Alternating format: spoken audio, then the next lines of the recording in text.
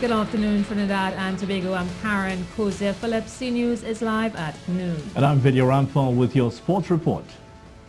Well, topping the news at this time, Prime Minister Dr. Keith Rowley has painted a grim picture for state-owned Petrotrin.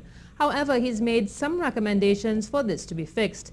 In his 26-minute address to the nation on Wednesday, Dr. Rowley said management of the company, huge debt, cash flow problems, decreased production and falling oil prices are making it increasingly difficult for the company to operate.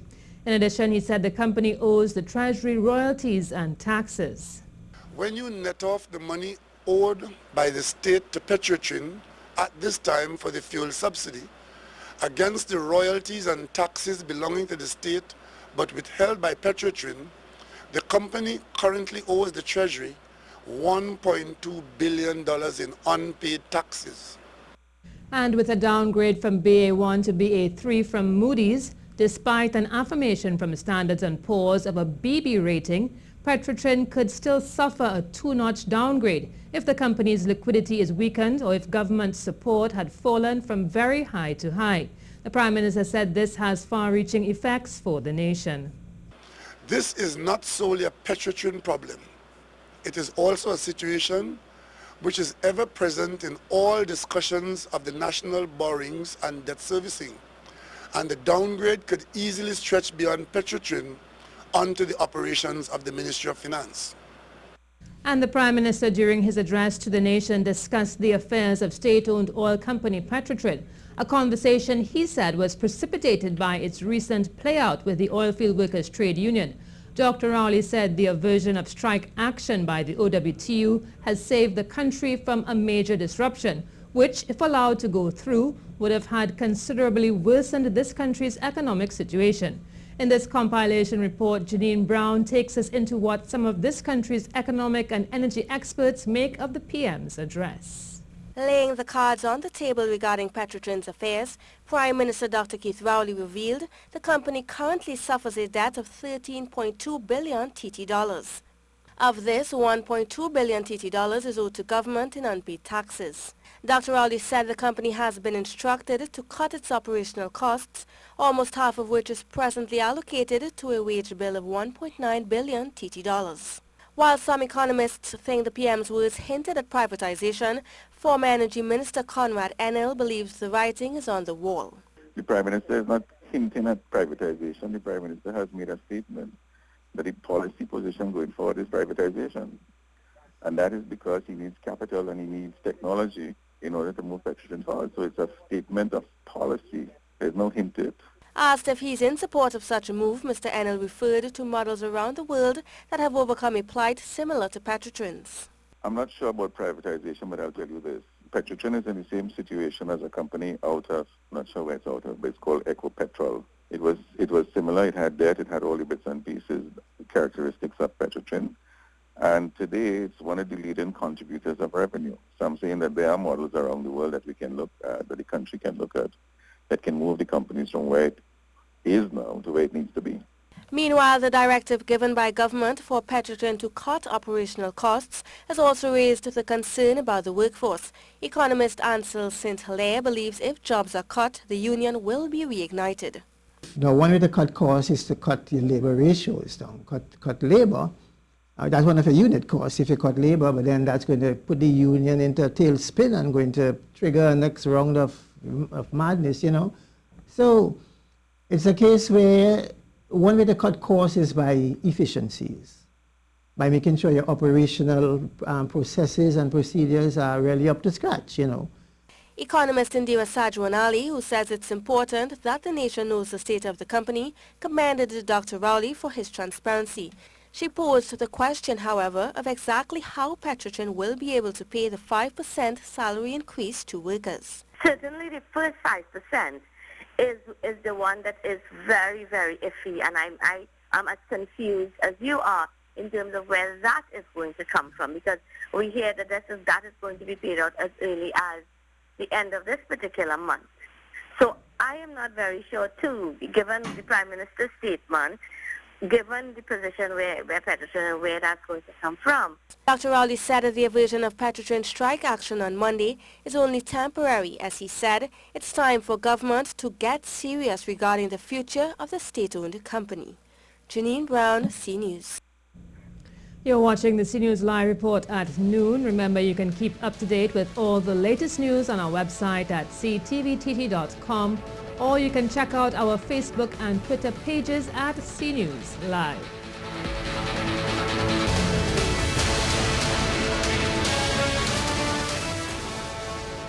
And staying on the topic of the Prime Minister's address to the nation, Opposition Senator Khadija Amin said the information given by the Prime Minister in his address to the nation is nothing the country doesn't already know. She went on to say, based on the presentation, it seems the government is on its way to privatize the state-owned oil company. Dr. Rowley is now in a position, because so many people are paying attention to what is happening, to come later on to say that this is not his intention. Because he did not indicate what his plans are, it leaves it open for speculation. But judging on the trend of governance, the preference in terms of their financial management and so on, there is no doubt that that is a possibility with the PNM to put more money into the pockets of fewer and fewer people. Well, the Prime Minister spoke for about 26 minutes but kept his address on the issues facing Petrotrin.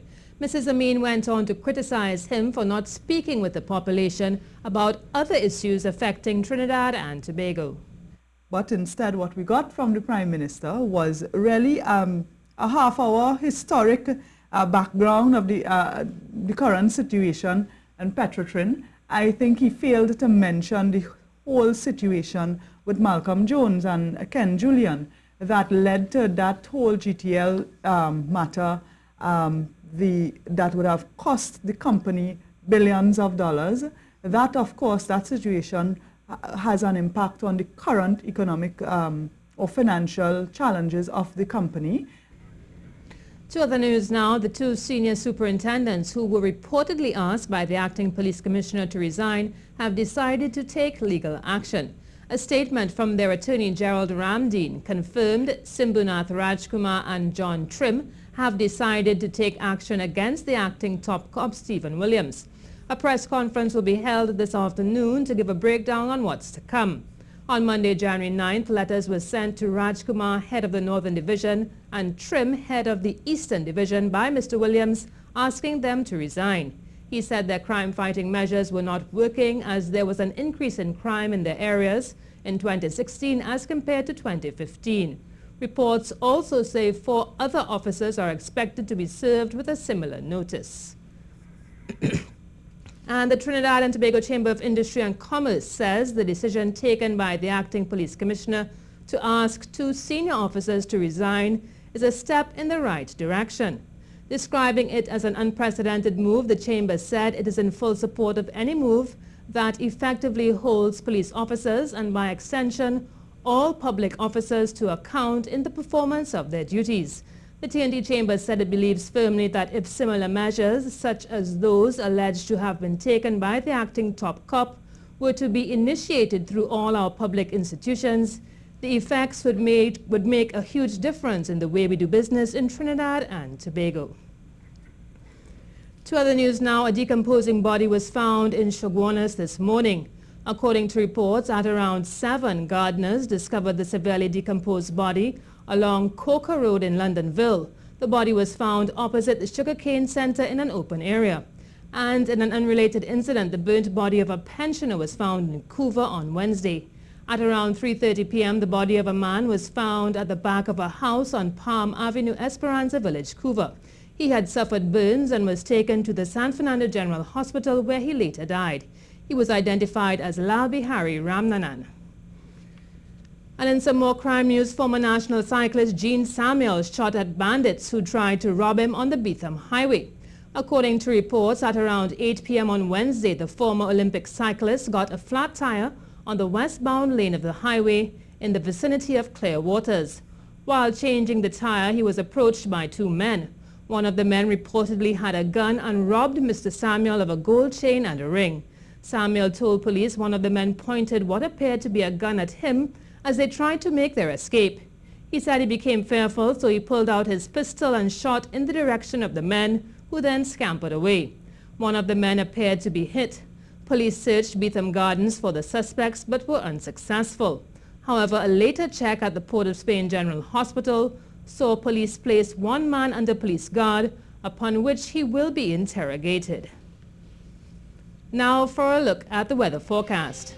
For the period this afternoon and tonight, a few cloudy periods with light to moderate showers in varying localities will interrupt sunny conditions. Tonight will be relatively clear and cool despite the odd shower in confined areas. While Angostura workers are continuing to protest and call for Dr. Rolf Balgobin to step down as a member of the board of directors. This morning, the workers, along with the Seamen and Waterfront Workers Trade Union and the National Trade Union Center, will gather outside the Angostura compound to express their anger. Their action comes following reports of sexual allegations made against the former independent senator. Now, according to reports, Balgobin, who still heads the Manufacturers Association, resigned his directorships at Massey Holdings and the Arthur Lockjack Graduate School of Business. On Tuesday, Angostura said it will meet this week for an examination of the matter, but did not specify whether Mr. Balgobin would be in attendance. NATOC says it understands that the Board of Directors of Angostura will meet today at Angostura headquarters, Eastern Main Road in Lavins Hill.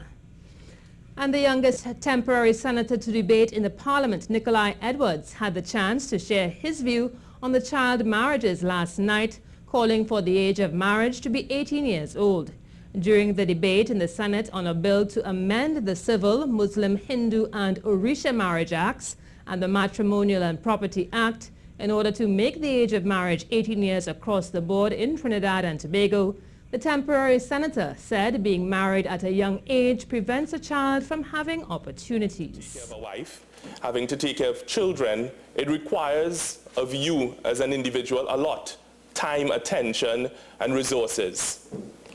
And quite frankly, a 12-year-old, a 14-year-old, a 16-year-old is in no position whatsoever to take care of a family.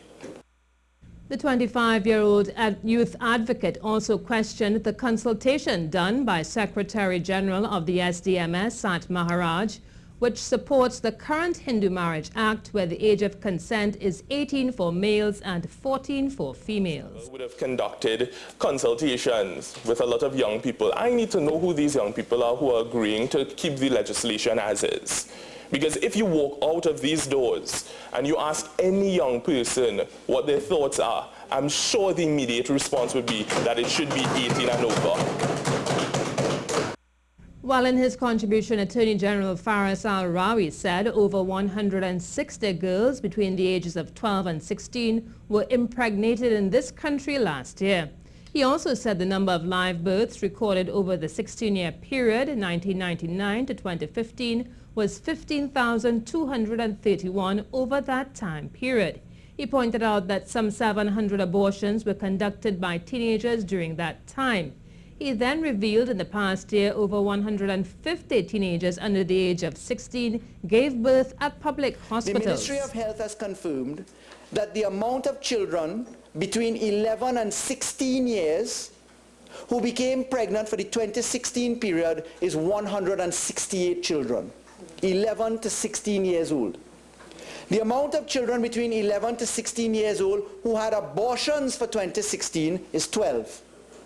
The amount of children between 11 to 16 years old who gave birth for the period 2016 is 159. That's 1 year only. The Attorney General also noted that Trinidad and Tobago was only among 8 countries in the world that allowed marriage at such a young age. To other news now, 5 fire victims were given some help by the Ministry of Social Development and Family Services. The fire, which took place on New Year's morning at Building 55 to 57 Nelson Street, Port of Spain, left 15 residents homeless and 1 person dead. The ministry distributed temporary food cards and clothing items to 5 of the victims whose homes were destroyed.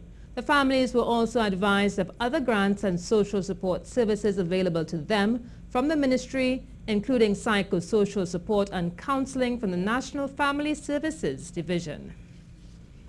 Well, 2016 saw a drop in road fatalities from the 2015 period. This was partly attributed to the introduction of speed guns in May. Ian Wason was at the weekly police news briefing where the Trinidad and Tobago Police Service reported to the country the success they enjoyed on the nation's roads. There have been an 8% decrease in road deaths in 2016 and an 11% decrease in road traffic accidents. This was confirmed by the acting superintendent in charge of the Traffic and Highway Patrol, Mathura Singh. Recording 135 road deaths and 114 road traffic accidents, compared to 147 and 128 in 2015. However, of 135 road fatalities, 45 persons have been pedestrians, while 42 have been passengers in vehicles. Road Safety Coordinator Brent Batson stressed more is needed than simply observing the speed limit to reduce fatalities, but a whole driving culture needs to be changed. He did give credit to the introduction of the speed guns for the decrease in road fatalities.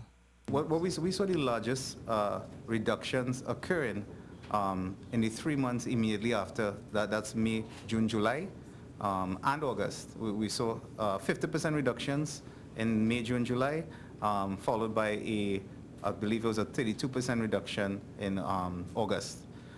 He also noted the Ministry of Works and Transport is to bring a draft legislation to the table soon about a possible increase to the speed limit. Ian Wason for C News. Well, the Tobago House of Assembly election is just 11 days away and the campaigning is certainly heating up. We have our Tobago reporter Petrotrin Nicholson, who's been keeping a close eye on what's taking place, and she's on the phone to give us an update. Good afternoon, Patricia. What can you tell us about the atmosphere in Tobago during this election season? Good afternoon, Karen. Well, last night I went to 2 meetings. One was the PNM's meeting in Signal Hill, where, of course, the leader, Kevin Charles, and the incumbent Jomo Pitt were there again trying to get Tobagonians to understand why they deserve another term in office. There was another meeting by the PNM in Mariah. Chief Secretary Orville London was there, incumbent Sheldon Cunningham. Mr. London was saying, based on the crowds that he's seeing in the meetings recently, the PNM has enough firepower, and he said that no party, no new party, no party at all could stand up against the firepower of the PNM. Meanwhile, the PDP had some spot meetings in the Blackrock area in Bethel and also in the Lambo area, and they have also been trying to get Tobagonians to understand why young people, and they're advocating mainly for the young people to get on board and asking youth to take over and to give young people a chance. That party is mainly made up of young persons, so they're targeting the younger persons in Tobago. So the action is there, the night meetings are there, the Tobago Forwards are also holding meetings. So we're seeing a lot happening, and it's with intentions of the campaigns intensifying as the date draws nearer. Thank you very much, Patricia. Well, Vidya is here with news of sport. Tell us, Vidya, what excitement can we look forward to? A lot coming up in sport today, but the sad news topping the sports world at this time is the death of the former Aston Villa manager Graham Taylor. I'll tell you what's the local significance coming up.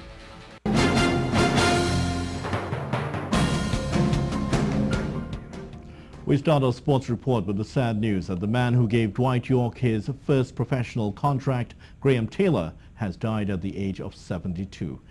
Now, staying with football, Tom St. Fete is due to leave Trinidad and Tobago today after resigning yesterday as national football coach. The Belgian told Jassy Marique during an interview yesterday that his major regret was not standing up for himself when he was first introduced on December 7th.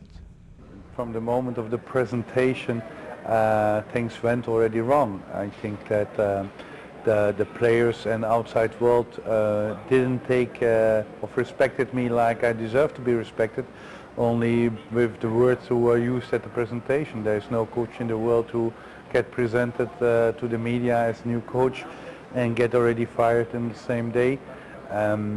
My family told me it was the wisest decision would be to step up that same day.